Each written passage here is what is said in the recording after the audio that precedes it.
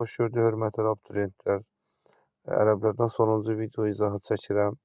Deməli, 7-ci əsrdə Bizansla Ərəb xilafəti arasında müharibə getmişdir və bu müharibədə qalib gələn ərəblər olmuşdur.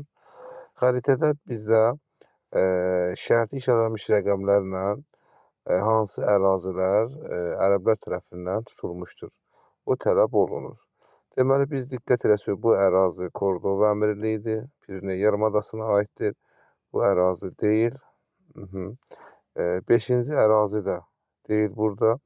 Buradakı ərazi, demək, 1-ci ərazi Misir, 1-ə düşür Misir, 4-ə düşür Fələstin, 3-ə də Suriya. Deməli, 7-ci əsrdə ərəblər Bizansdan müharibədə Bizansa qalib gəlmiş və bu əraziləri Misir, Suriya, bir də Fələstin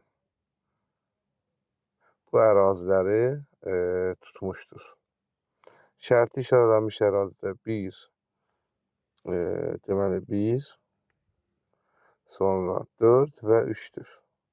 Testin cavabı olacaq 1, 4, 3.